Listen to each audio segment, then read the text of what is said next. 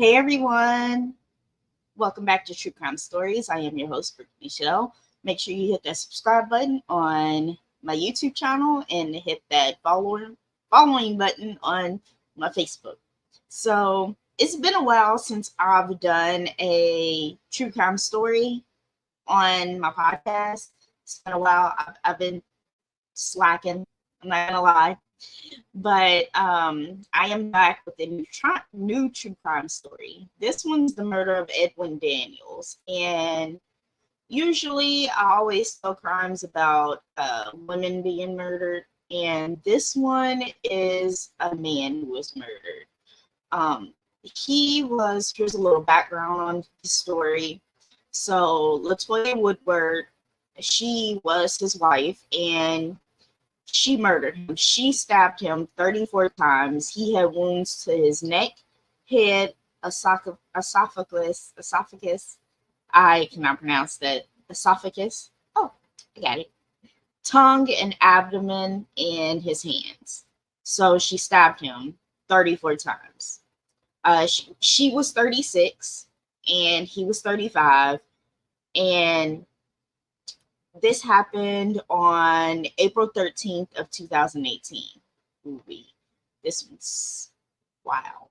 So I found this video on Fatal Attraction. It's one of the Fatal Attraction TV series, and we're gonna watch that. That is Edwin. Right here, I have a picture of him down there. But we're going to watch this together. It's an hour long, so yeah, it's a good episode. You all are going to like this one. Of course, everyone knows I love the Fatal Attraction series. I'm not going to subscribe. Well, I'm going to subscribe to his channel because he has all of the Fatal Attraction shows. And I think you all will find this one interesting and sad at the same time. But anyway, here it is right here. Always smiling. He don't like argument. He don't like fight. He was there, a people person. He was all about making sure that everybody else was always happy. Edwin also had a knack for electronics. He always loved technology. Oh, wow. They found an actor that looked just like him. So he always fixing things, putting this together, taking this apart. He was tech savvy. Anything you wanted to know about gadgets, phones, he knew. He started working at one of the phone companies. He worked for them for a long time. He loved what he did, and he worked hard. He worked a lot. He would work sometimes 14, 16 hours. What little free time Edwin did have, he usually spent in church. Church was really important to him. I myself, of course, was in ministry in the church. And because of that, he wanted to... All I'm going to say is the devils go to church as well. So just because someone goes to church does not make them a good person. They can be as evil as someone that doesn't go to church. Help out when they had activities. We had a group for our young adults, and we all would do activities outside the church. And it was through helping with one of those events that Edwin met Latoya Woodard in the spring of 2007. He probably should have left her alone. She ruined his life. Latoya and her whole family actually attended the church. She had a strong foundation. Although when she met Edwin, Latoya's life was in turmoil. She went to the Navy after she graduated high school.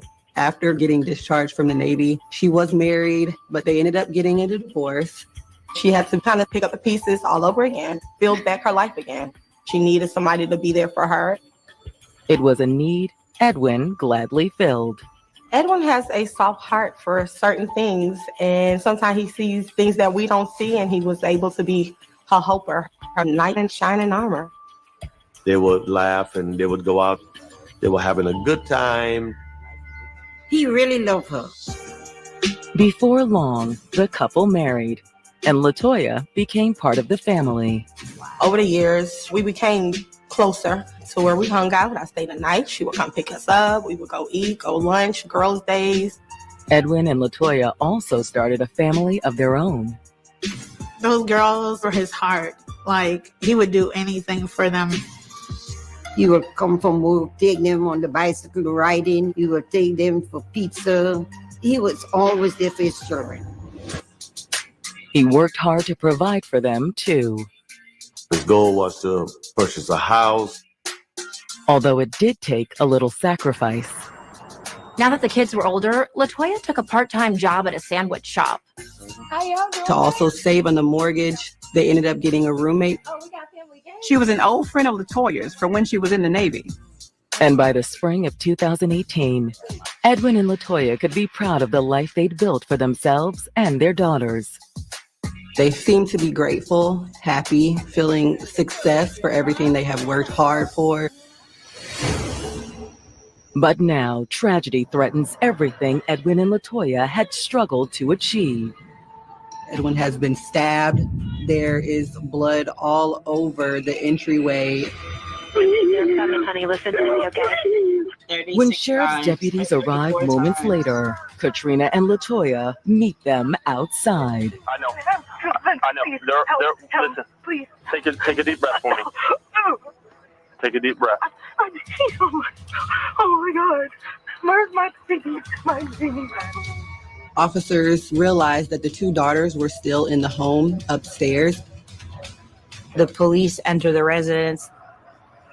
But they didn't know if the assailant was still there. LaToya. After more than 10 years together, Edwin Daniels and LaToya Woodard were living the dream. They worked hard to be able to provide a loving home for their two daughters. They would barbecue, they would have fun. They all looked happy. But now, their dream life has become a nightmare. The couple's roommate, Katrina McConnell, came home finding LaToya hysterical and Edwin covered in stab wounds. Where is he bleeding from? All over. When police arrive at the scene, LaToya and Katrina inform them that the couple's children are still in the house. Oh my God. Where's my baby? Police enter the residence and find the children who are together sleeping in a bedroom.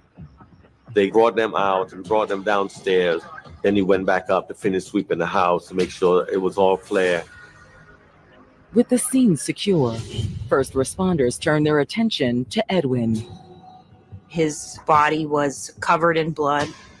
He was stabbed in the back of the head, the back of the neck, his back, his chest, pretty much all over his body. And there is nothing first responders can do for him. Edwin was pronounced dead at that time. As the crime scene tape goes up around the house, detectives arrive and attempt to talk to LaToya. LaToya is clearly distraught. She can't really state what happened. However, they are able to speak with Katrina. Can you kind of tell me what happened tonight? I mean, what kind of brings us here? I don't know. All she knows is that she went up to go get some groceries and came back to a murder scene. She was hysterical.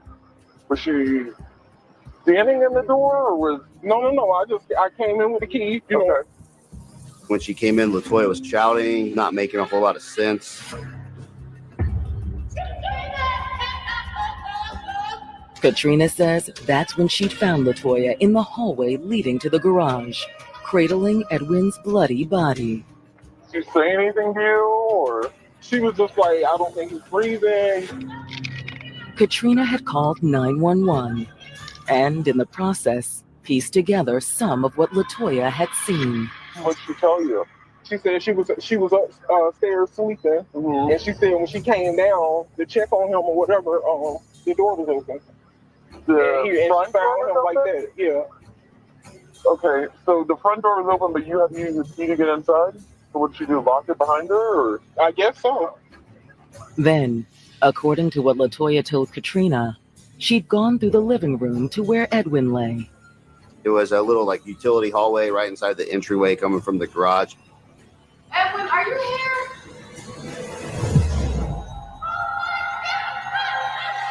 here?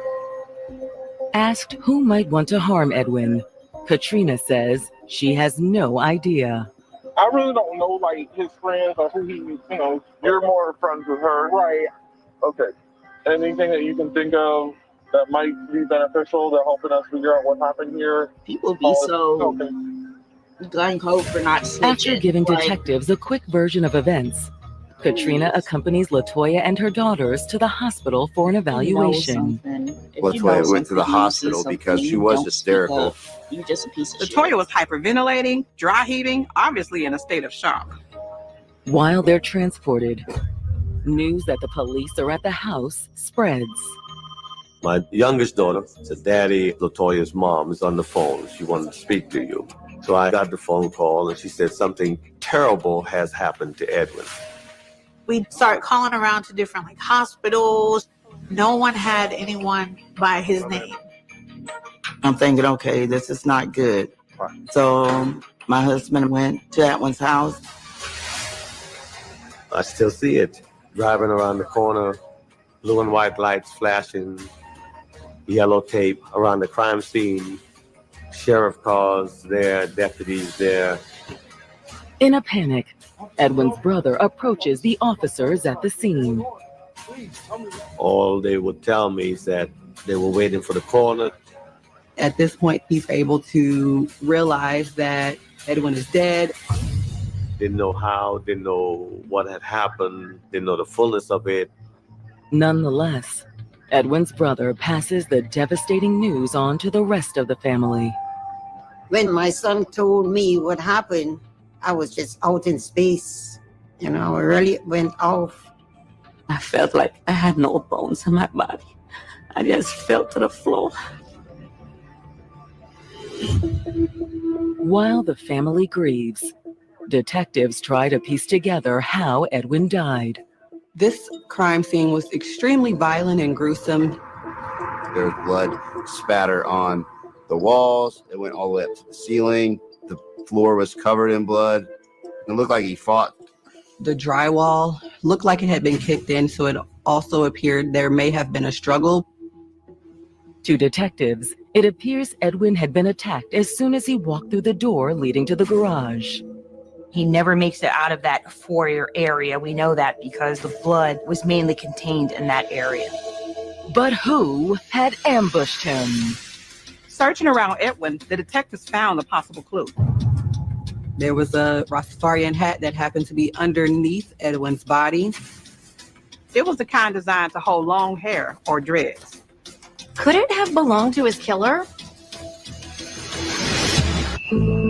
Detectives investigating the murder of Edwin Daniels may have uncovered a clue the killer left behind.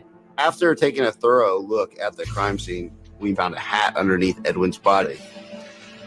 Its location indicated it may have been knocked off during the struggle. On the 911 call, the couple's roommate Katrina had suggested there could have been a break-in. I think somebody might have broke in or something. Maybe someone was lurking outside, saw Katrina leave, and thought the place was empty. Had Edwin come home and caught the intruder in the act? Hey, we might have to heat these up. Maybe after killing Edwin, the intruder ran out the front door, leaving it open in his haste to escape. They could not have left out the garage because his body was up against it, and Edwin was not a small man. Although if the killer was an intruder, it's unclear how they gained access to the house.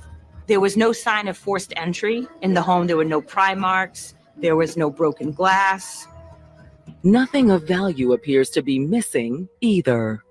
That could be explained by the fact that Edwin surprised the intruder, though. There's no obvious evidence of a murder weapon, but detectives do collect several knives from the kitchen. Since it was a stabbing, they would need to rule them out as a possible murder weapon. The detectives pretty much took all the knives away from the home. Processing the scene takes hours, but as they're wrapping up, detectives get word that LaToya has been released from the hospital. After she goes to the hospital and she's cleared, she's brought to Volusia County Operations Building and she's interviewed by detectives. sorry in these circumstances. Again, my condolences to your husband. She had a little bit of time to bring herself down because she went to the hospital. We want to talk to you a little bit about, what happened. But first, they have some more forensics to do. When she's interviewed, the police take photos of her and the clothing that she's wearing. After they take her clothes, they change her into scrubs and take the clothing in for evidence. Once LaToya's changed, detectives ask her to walk them through the events leading up to the murder. LaToya stated that she went to work that day and she asked Katrina to pick up the kids that afternoon. At about 7 o'clock, LaToya got home from work. Then she relieved Katrina, who ran out to run some errands, while LaToya put the kids to bed. Then, as she was about to lay down to rest, Edwin called her and said he was going to pick up some fast food on the way home. He said, I'm going to leave in a few minutes. I just said, just wake me up when you get here. It's like, that's our normal routine. But according to LaToya, that night wasn't normal. She said that she woke up a little after 10 o'clock and started wondering where Edwin was. Because I was like, usually he's here by now. She said, I decided to go check on him. He's probably asleep on the couch. Sometimes he falls asleep downstairs watching TV. She goes downstairs and she sees that the front door is open. How open? It's a little bit open. You just barely push it and then it's closed. And then I'm looking around downstairs. According to LaToya, that's when she found Edwin just inside the door from the garage, I want to know what her lying motive in a was for pool killing of her blood. husband. I knelt down and I just held it. LaToya says she was still cradling Edwin when she heard Katrina come through the front door a few minutes later. When she realized that Katrina was in the home, she did scream out to her to call 911. After LaToya walks them through what happened, the detectives turn to broader questions about her and Edwin's marriage. How's your relationship, Daniel? You okay? I mean, like normal stuff. We fight. Yeah. There were some ups and downs, like any relationship. For the most part, he's been fairly good with y'all. Yeah. She said that despite their minor disagreements, Edwin had been a devoted husband. LaToya says she was just as devoted to Edwin. Do you currently see anybody else have a relationship with somebody that want to do something like this? No. In fact, LaToya says she can't think of anyone with reason to hurt her husband. Do you have any problems with anybody? No. When detectives move on to take Katrina's official statement, she echoes much of what LaToya had said about their marriage.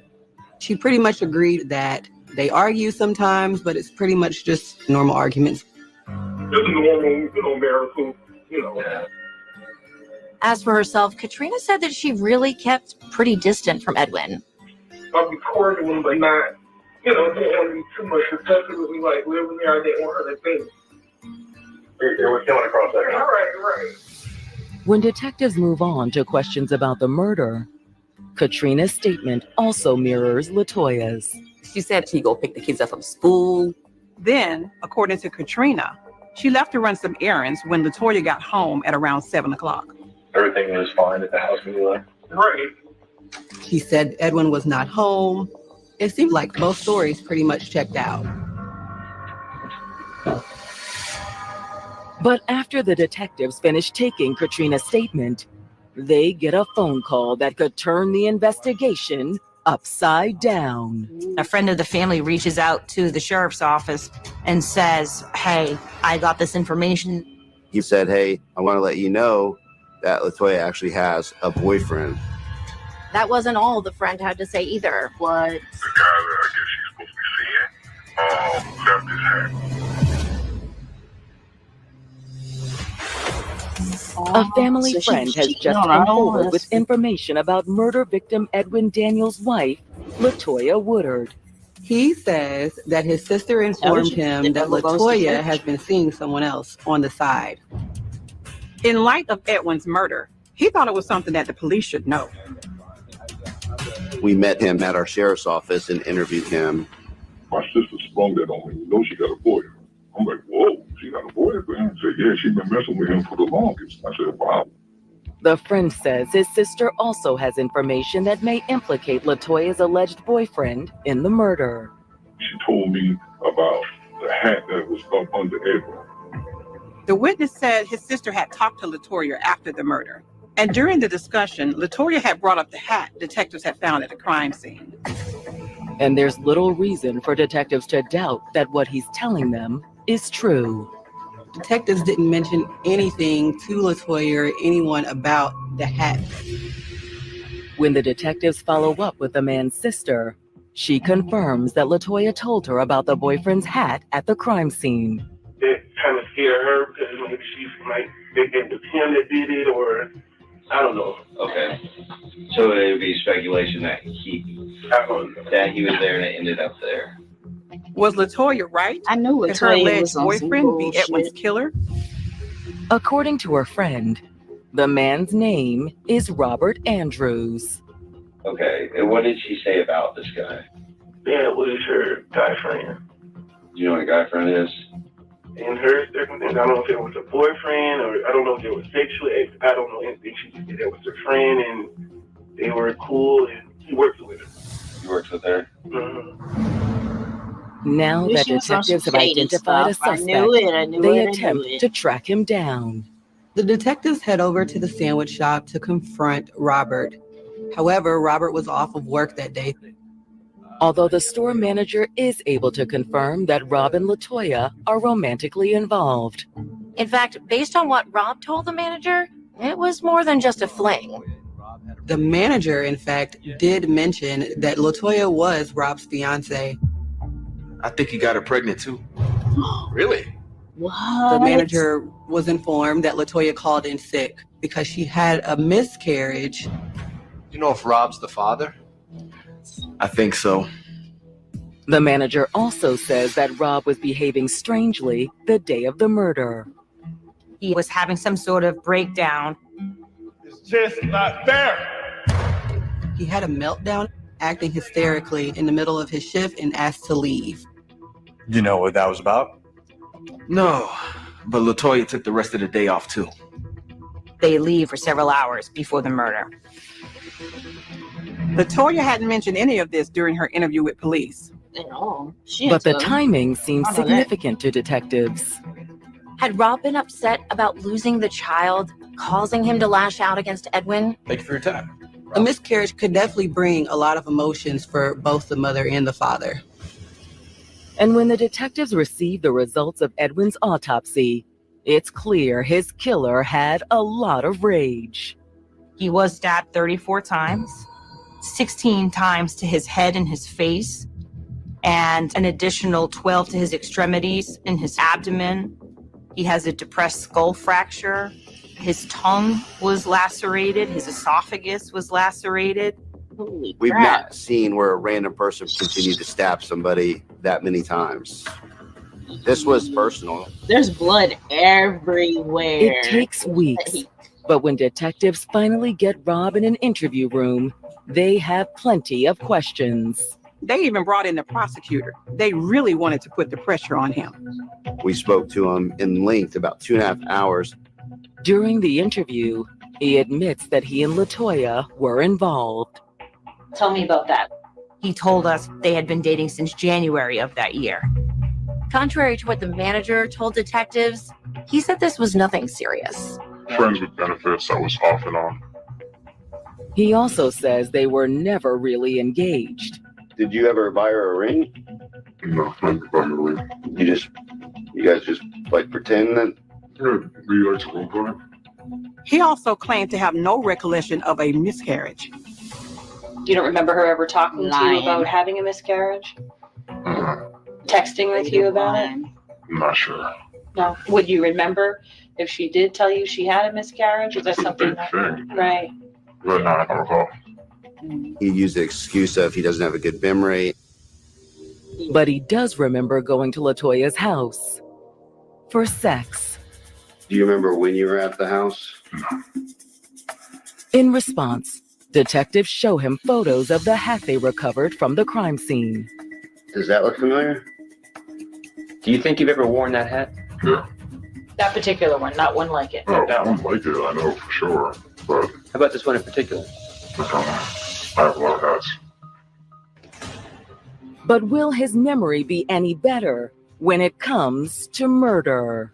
Would you remember an event like your girlfriend's husband being murdered? I think so, yeah. Did you kill Edwin?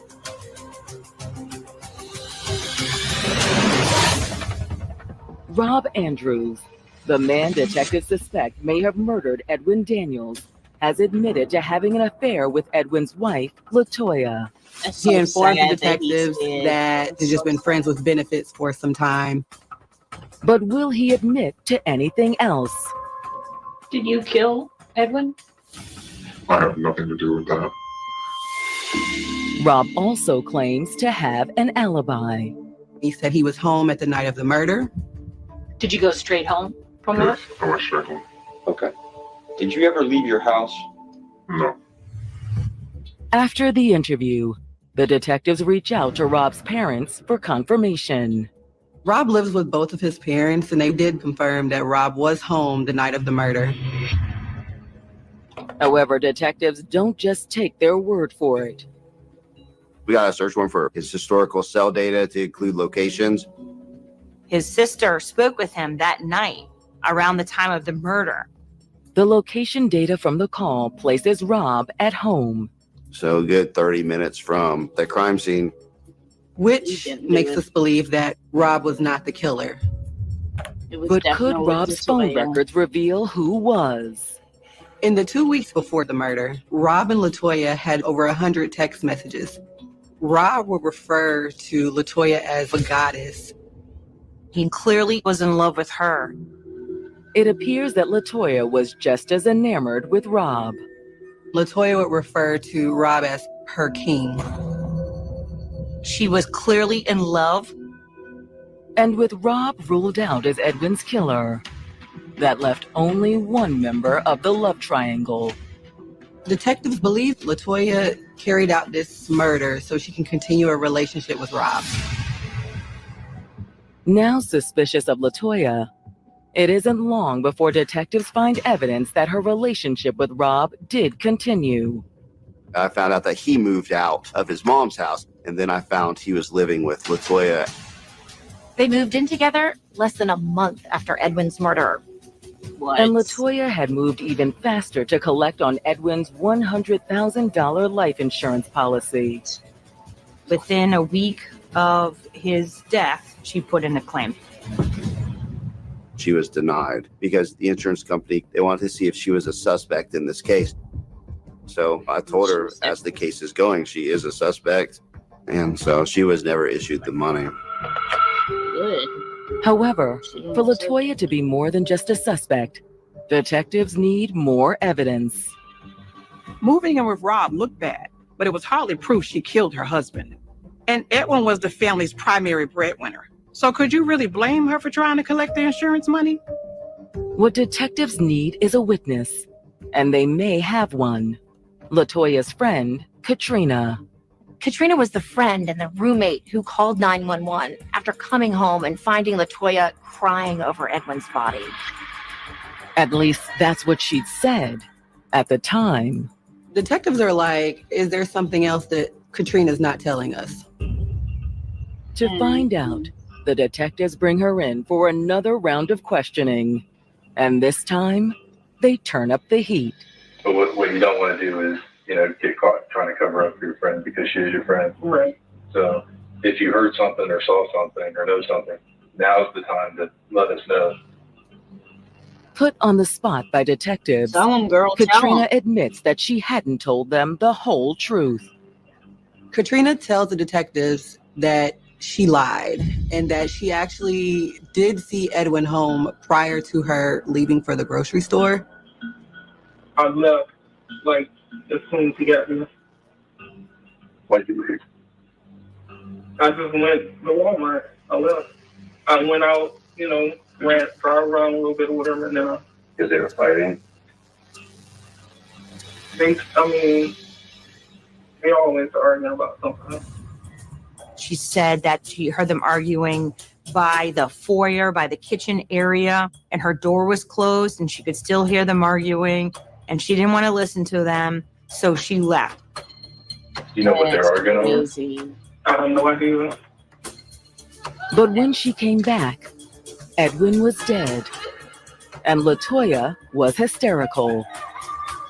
Did she say anything? I mean, you stabbed him 34 times, of course. Like, yeah, she was like every other word I could understand. As damning as Katrina's admission is, it's still not enough to put the knife that killed Edwin in LaToya's hand. But detectives don't give up. Going over the But she crime lied for scene her friend and too, the as evidence well. that was collected, he noticed that a knife was found in the kitchen sink. It was a unique looking knife. The blade itself had 2 prongs, and those prongs were a certain distance apart. He ends up taking photographs of that knife and giving them to the medical examiner, and she's able to tell that some of the injuries are consistent with the knife. yeah. But that's not the only thing detectives notice while reviewing the evidence photos. The detectives also took a closer look at the shirt LaToya had been wearing that night. The shirt had blood on it. The blood on the shirt was Edwin's. Which was understandable considering she was the one who supposedly found Edwin. But had she done more than that? The detectives noticed that some of the blood stains appeared to be impact spatter. That was a critical piece of evidence. Whoever was wearing that shirt was within close proximity of the forceful bloodshed. The only way this could have happened is if LaToya was near Edwin while he was being stabbed. The day he died, he called me and we had a discussion that very day, about 3 hours prior to his death. I remember in the conversation, he was happy, we'll see each other, we'll talk later. And then to know that night I would have to go find him or find out about him. Only my faith in God helps me through it, keeps me going from day to day. Detectives investigating Edwin Daniels' murder have uncovered what appears to be a critical piece of evidence against his wife. Some of the stains on LaToya's shirt appeared to match up with various impact stains from Edwin's stabbing.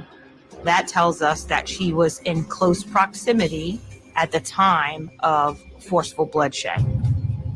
It's enough to arrest LaToya for her husband's murder. With the forensic evidence, the detectives secure a warrant and bring LaToya in.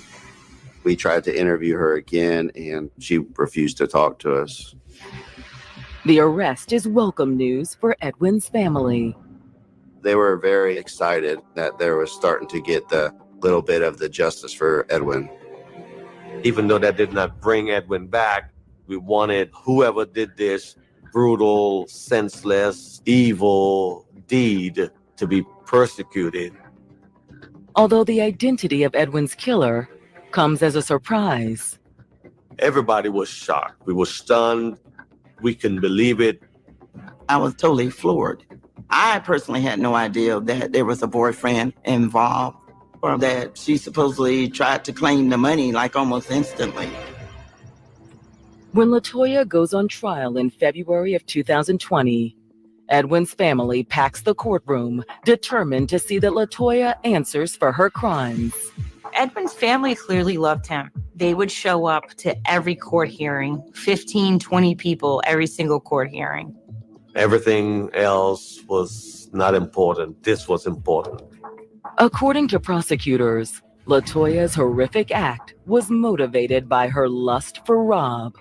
You can tell that based on the text messages, based on the fact that after the murder, they were together, they moved in together.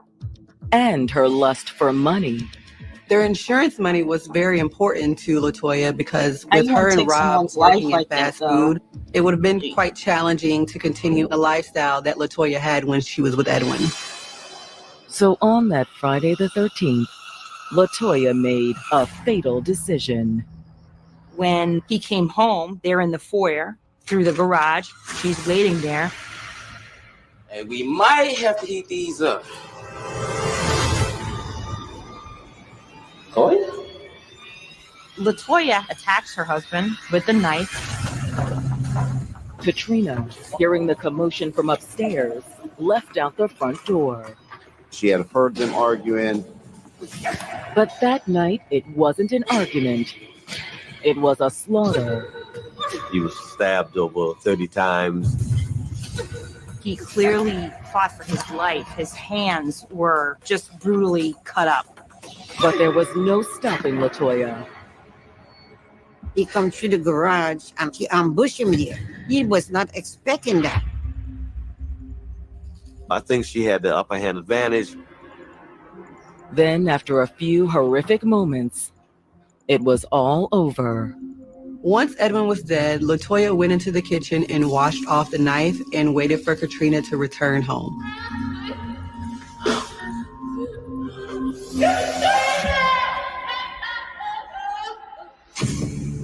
For the prosecutors, the blood spatter on Latoya's shirt proved she was a killer. She's there when Edwin is being stabbed. When it's the defense's turn, Latoya's attorneys contend that her boyfriend Rob was Edwin's killer. The defense tried to argue that he was there trying to kill Edwin and Latoya was there trying to intervene. That would explain both the blood found on Latoya's shirt and the hat detectives found at the crime scene. The prosecution counters by claiming there's a perfectly reasonable explanation for the hat.